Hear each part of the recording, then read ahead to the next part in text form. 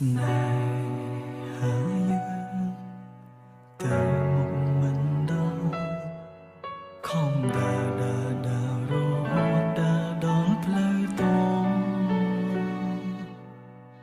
ខំព្យាយាមដែរនៅតែគ្មានលទ្ធផលដើរទៅជន់តែផ្លូវឈឺចាំ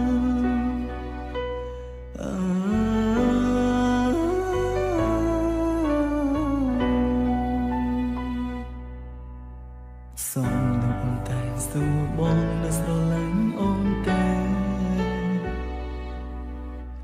ខំពីសំនួរមាសមើលទាំងទ្រង់ឈឺផ្សាចិត្តនៅតែស្រឡាញ់តែផ្លូវពោលពេញទៅដោយបញ្ហាទៅយ៉ាងណាក៏ពួកយើងទៅមិនដល់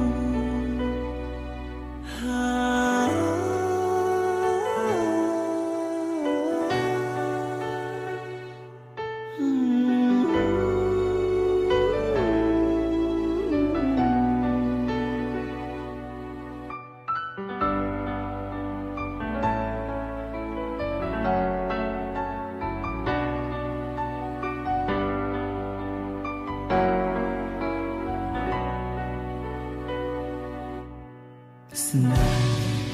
ហាយើងទៅមុខមិនដល់ខំដើររហូតដល់ផ្លូវតងខំព្យាយាមដែរនៅតែគ្មានលទ្ធផលដែរទៅជន់តែផ្លូវឈឺចាំ